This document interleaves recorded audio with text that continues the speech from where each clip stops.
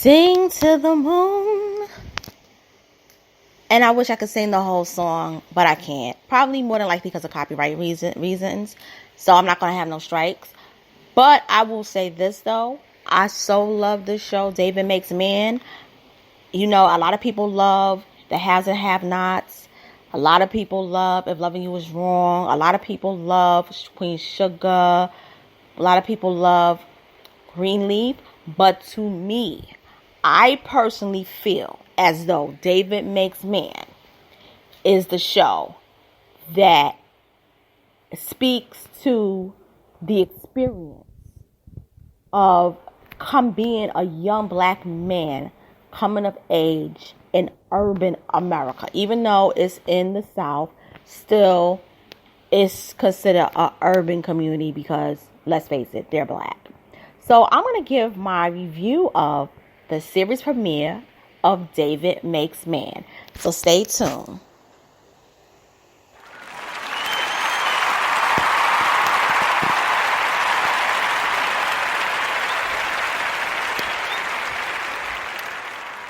Hey everybody, it's your girl Miss Little Core. And like I said, I was going to keep my promise. I was going to come back with a video or commentary, really, because I don't really show my face.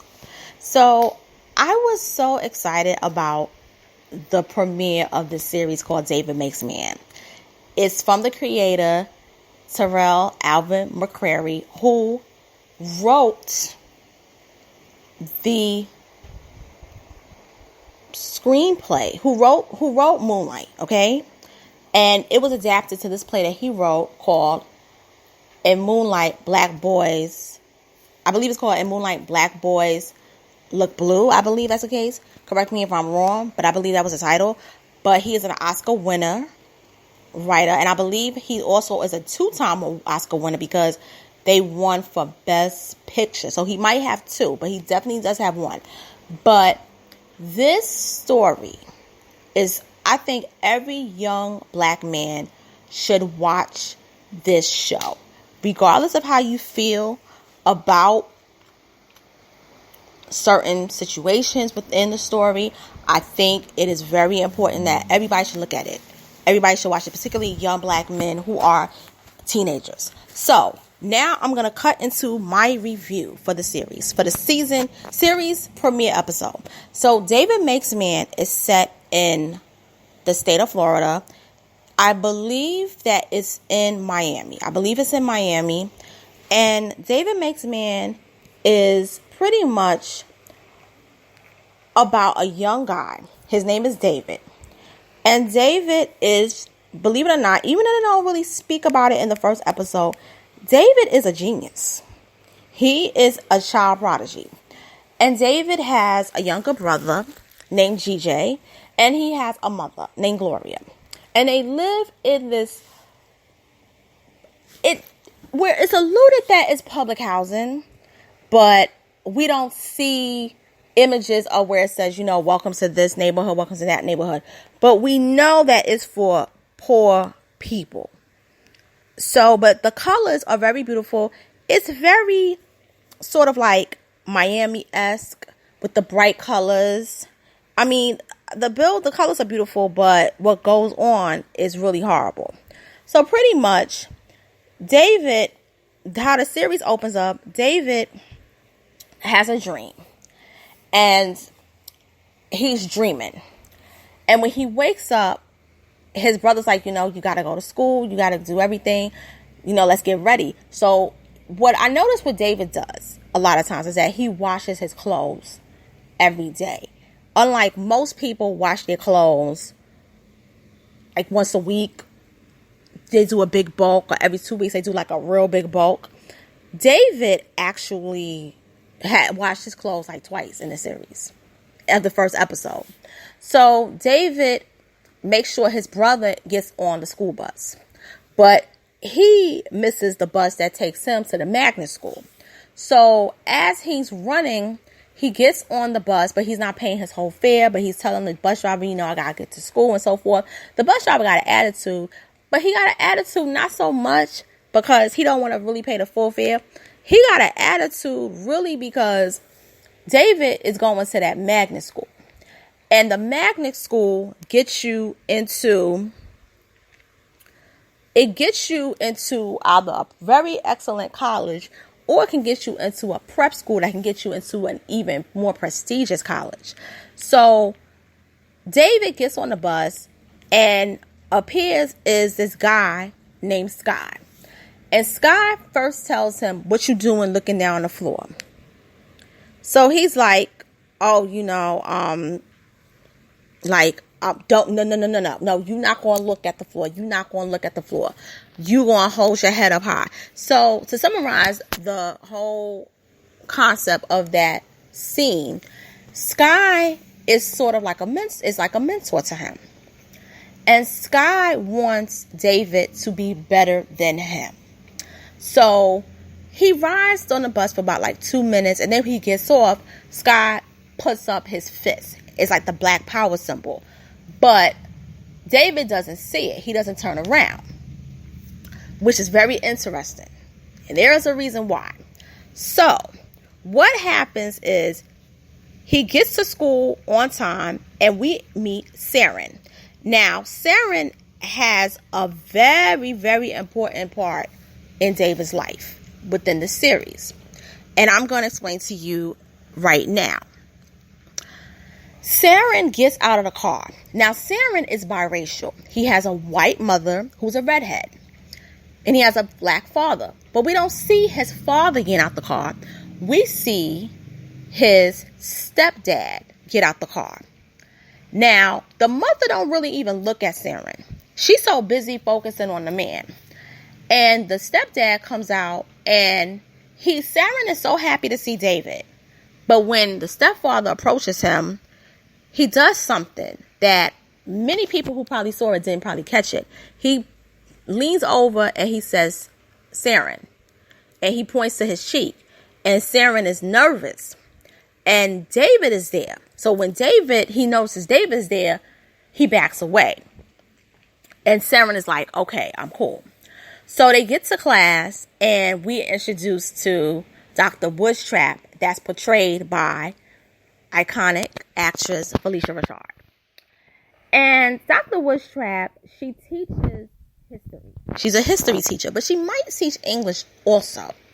But she is she is an educator, and she holds a doctorate status. So she probably has a doctor of education degree, which is really, really important, because those degrees, you can become a principal, or you can actually become certainly a professor. She probably teaches at a community college, or maybe at a university as an adjunct professor. So Dr. Woostrap asks them different things throughout history, the North versus South comments, and David is so going through the motions of things, he don't really have the time to really focus that moment. So she says, "Who are you? What is your story?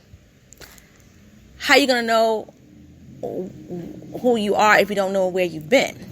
Which is very important to really figure out. So Saren, he raises his hand, and she asks him the question, and he says, he does it. She was like, "If you're going to get up there, you better know the answer to the question I'm about to ask." So Saren goes into this whole mode of discussing the whole thing with people working in the South, the chain gang, so many different things. But he talks about how his stepfather is the person that taught him this song. And this is very interesting. And the song was called "Be My Woman and I'll Be Your Man." And the way he sings it, he's singing it with passion. He's talking about black people and it's part of our history. Now, the majority of the class is white, and they're mostly sitting in the front. But what happens is David ain't feeling it. David's not feeling it. But it's not because he thinks it's corny. What happens is Saren gathers the whole class around to listen to the story, and Dr. Woostrap is very, very, very, very, very, very, very impressed. So David takes a bow with Saren to let him know. So that's the song that your old man teaches you at night. And that's when Saren punches him in the face. And so they have a fight. So they're both escorted to the principal's office. And the principal, the principal's name is, her name is Principal Fallow. And she's a Latina. And the principal is like, you're gifted, you're a special student, but, more than likely, you're going to have an in-house suspension, which means that you'll be able to attend class, you'll be able to come to school, but you're going to sit there all day, probably in the principal's office with me, reading, not socializing with your friends for probably the next 5 days. And you can't even be absent. And that's worse than the home suspension, because with the home suspension, you could go wherever you want to go. But with them in-school suspensions, you are like a prisoner.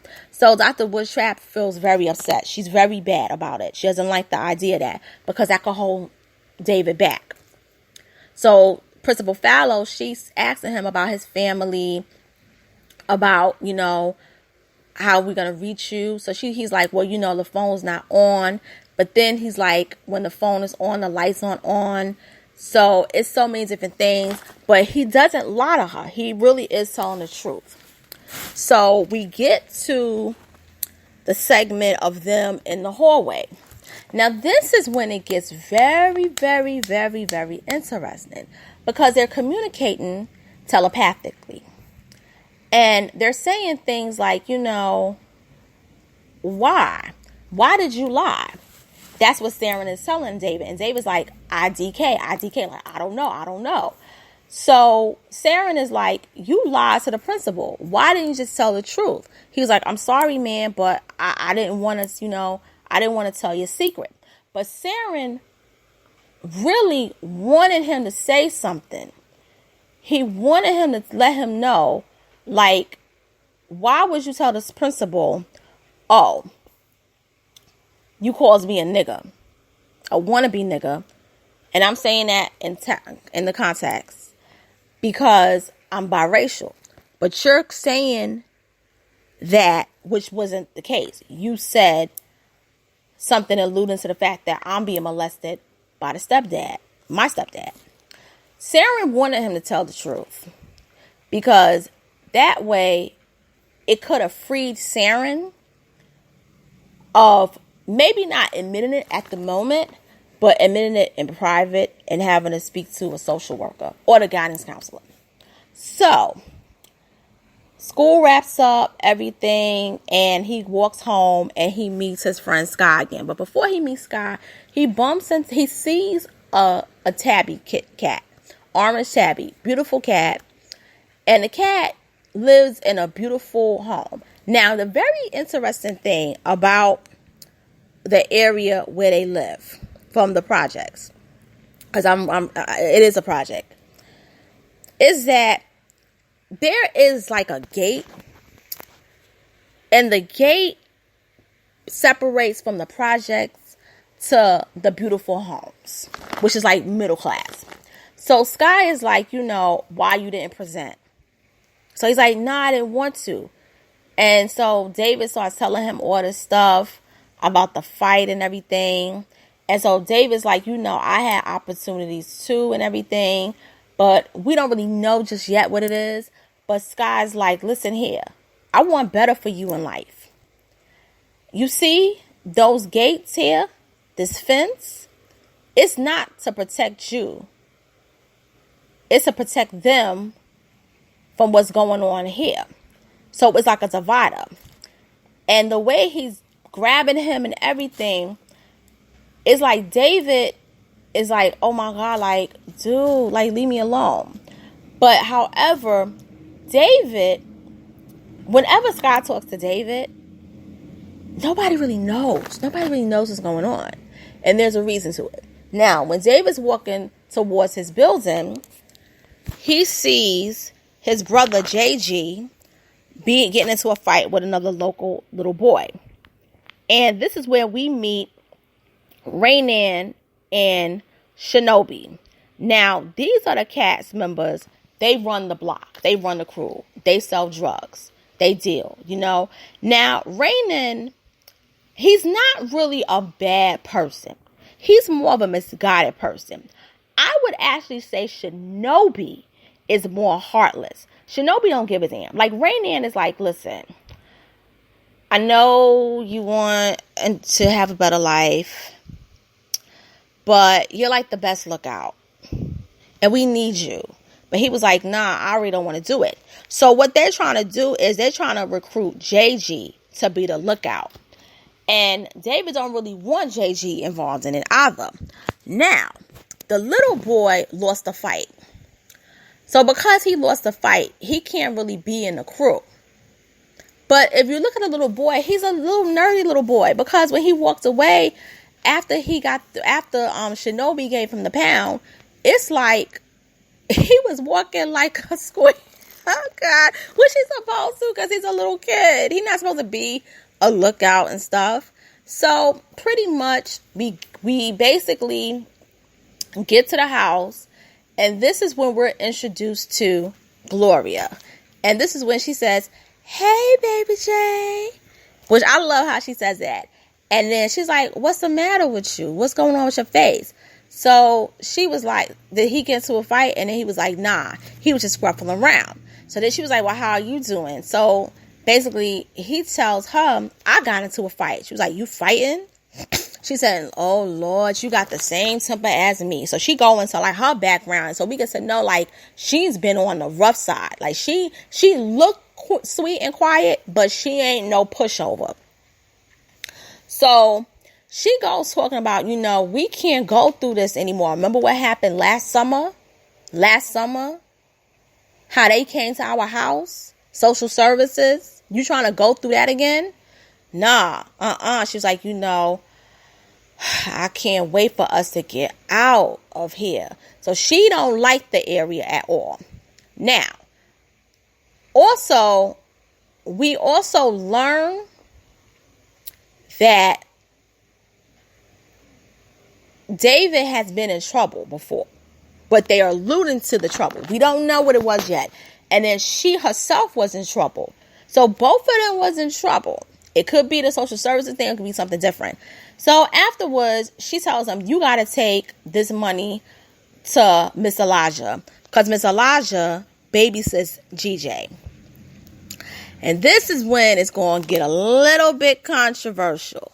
Because Miss Elijah is Elijah with the E, not with an A. And Miss Elijah is a non-gender conforming black man.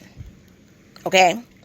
Now, I say it's controversial because we know most people in our community don't like that at all. But Miss Elijah is not trans. Miss Elijah just chooses to live their life as a woman. To walk around as a woman. Miss Elijah is a person that is very, I would say, eccentric. Miss Elijah loves jazz. Miss Elijah loves to make clothes, design. But I do believe Miss Elijah is a performer, and Miss Elijah also works with the spirits. I just get that sense. But Miss Elijah loves to play numbers.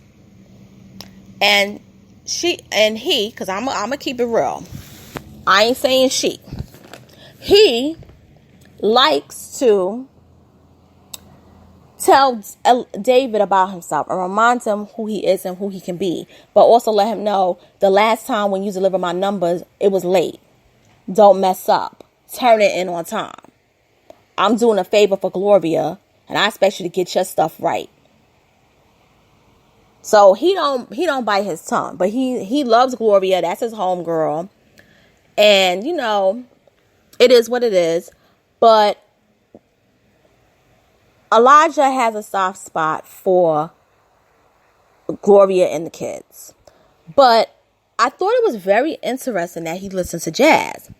Because a lot of jazz artists in the 20s and 30s, they were part of the LGBTQ community. So it was like Terrell Alvin McCrary was like telling us something like in code about, why Miss Elijah was into the jazz. so much. And Miss Elijah was giving me like Bessie Smith teas and everything. So I had to say that too. But Miss Elijah is going to play a very important role in this story, in the whole David Makes Man. Now, we get to where David's got a hand in the numbers, and that's when Raynan and the crew is there. It's at night. Raynan is basically talking, stuff about how, you got a lot of going on for you. You going places and stuff.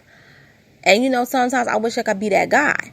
Now, Raynan got a sticker on. And it looked like I was thinking that he got a tattoo. But it could be that, or he could be recovering from a gunshot wound. I'm thinking a gunshot wound. I think that's what the writers are trying to tell us about Raynan. Raynan has some regrets. But what happens is the cat comes and licks what could be the supply. And I want to say a couple of scenes before, Scott told David, pussy always gets you stuck. And David tells Raynan, pussy will get you stuck. And Raynan is looking like, like he's stuck in the moment. And that cat is a symbol, and that cat represents something too. Now, what I would say with the cat is the cat, they didn't call it the cat, they called it pussy.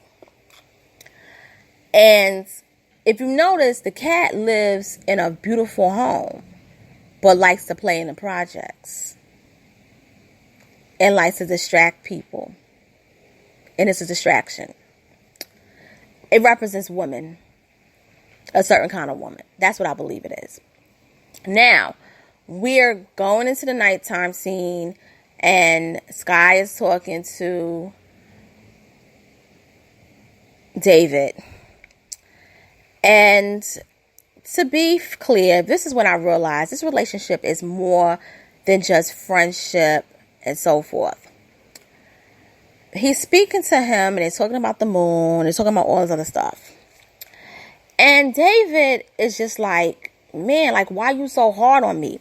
So that's when we learn that Sky had opportunities. He was actually in a special school, but he blew it.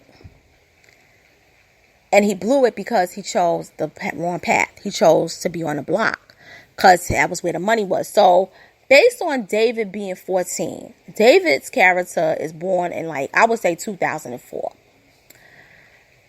Sky, he's born, I would say, late 70s, early 80s. I would say that. Late 70s, early 80s. So he chose to deal in the 90s when the money was lucrative. He was chasing the bag. The wrong kind of bag, though. So David basically sleeps. He goes to bed. And he has a dream. And the dream is kind of peaceful, but it's like a lot of running is involved. And then David talks about how, my people, I come from a family of runners. I come from dirt. I come from water. And then Sky appears, and Sky is having fun. He's at night. And then all of a sudden, Sky gets shot. David wakes up, and then he's talking, and he was like, He's like, no, my granddad from Alabama. Nah, he took on a whole bunch of dudes. He ain't no punk, and he ain't all this and that. And then he starts going at it. And I will say this about David. David is haunted by something. He's going through a lot of haunting. And so the next day, when he's waking up, I believe when he's waking up again, the brother tells him it's time to get up. So he puts the clothes in the laundromat that they pay for. They pay for the quarters. Then I think David is like the quickest laundromat wash up all time. I think he's very quick and very fast. And so David and GJ, they, get to school and so forth. And that's when he tells the guidance counselor, everything's good. And so she's like, no. I want you to see the principal. The principal says, I'm very impressed that she told the truth. So she basically removes the suspension as far as because you showed honesty, but you can't mess up again. So he's happy. He's going to the bathroom and he sees some shoes. He sees some feet.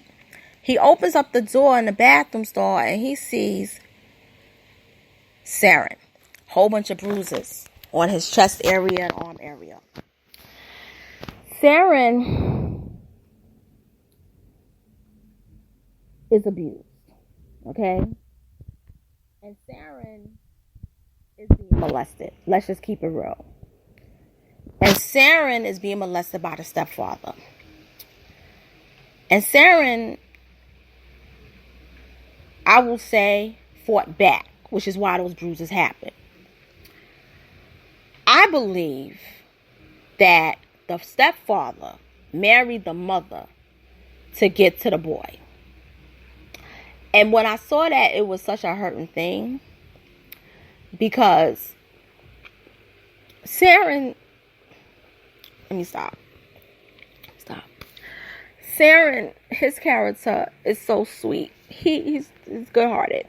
And no child deserves to be molested. Let's just be real. Sexual abuse, I hate pedophiles with a passion. But when you see a person like Saren, who has like such a kind nature, like a real sweet, kind little boy, a lot of pedophiles prey on those kind of kids. And those kids, they're just so impressionable that they trust them and they don't even know what's about to happen to them. And that's why when I saw that scene, it just hurt me. But I knew he was fighting back. But it was like he married into that family to get to that boy. And I believe that he got those bruises because he was probably trying to penetrate that boy. And the boy fought back.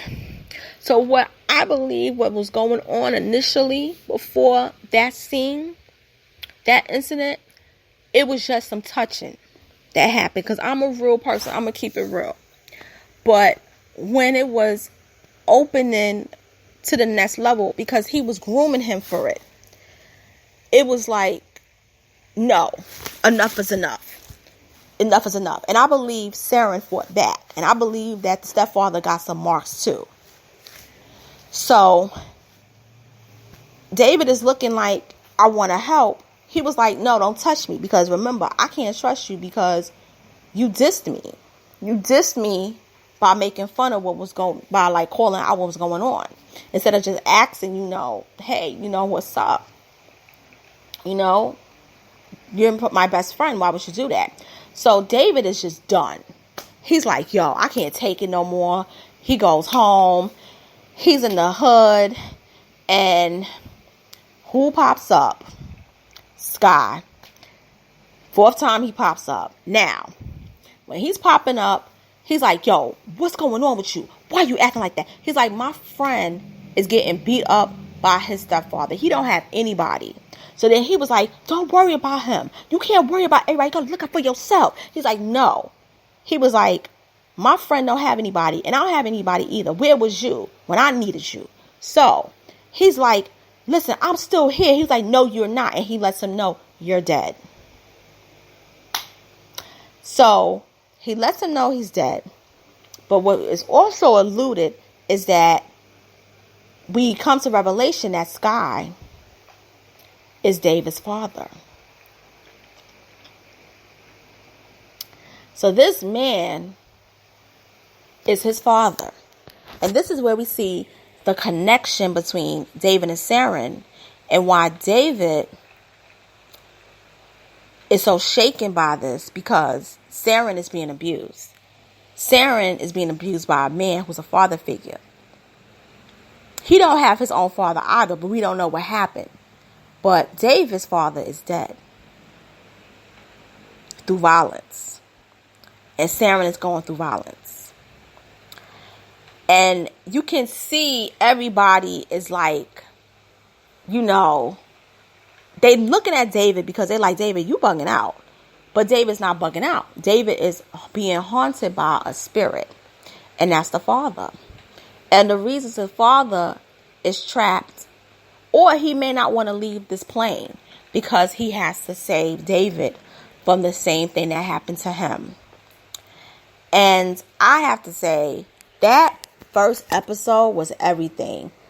Meeting the characters, it was an introduction of who was who. And I thought that was brilliant. I also thought it was just brilliant that we went from, like, everything was smooth from a beginning, middle, and end chronologically. But we also get some history, background. We know that David's grandfather was from Alabama. And I believe that's his father, Scott. Scott's people come from Alabama.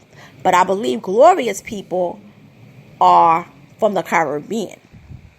I believe they're either West Indian or they could be some other kind of Caribbean. I think that she has more of a like French West Indian background. I like Gloria. I really like Gloria. And David I love, but I got a soft spot for Saren. I really do. And I'm so looking forward to this series because I gotta say, this is the one, in my opinion, that's gonna get a lot of accolades. I really believe this is the one that is going to change the course for OWN. And it's going to open OWN to doing more shows that are of coming of age, because don't get me wrong, you know, Ambitious is good. I like it. But it's campy. It's campy. Let's keep it real. Nobody like Rob acts like that on a show in real life. But this is, like, coming of age, and it's for the youth. And regardless of how you feel about certain things, I would say just give it a chance. Just give it a chance, I would love to see other people's reviews, because there's not a lot of reviews of the show. I think because, I'm going to keep it real, I think that certain people don't want this show to be successful because of certain personal reasons. But I'm sorry, I'm going to keep it real. I'm watching this show. I'm watching it. This one I'm watching. And with that being said, it's your girl, Miss Analytical. I'm signing off. And just like I said, I'm going to make a video, a commentary at least once a day. But this show, David Makes Man, is going to be my very first show that I'm going to review every week. And I believe it's going to be about 8 episodes. So I would say for this show, what I want to do is towards the middle of the series, like after the 4th episode, I want to go live for people who follow and subscribe to my channel, and to have like a discussion, what you think of the show, so forth, what you think of it. Especially, I really want black men to get involved in the discussion. I want to see their take. Like, what was it like? Is David kind of similar to how you were when you were over 14? Is he different? What do you think of Saren? What do you think of Sky, Raynan, Shinobi, Little GJ, so forth? Even the guidance counselor, Mr. Bree. We're going to meet him this week. So it's your girl, Miss Analytical. I'm signing off. I will be back shortly with another one. But thank you for taking the time out to listen. And see you soon. Take care.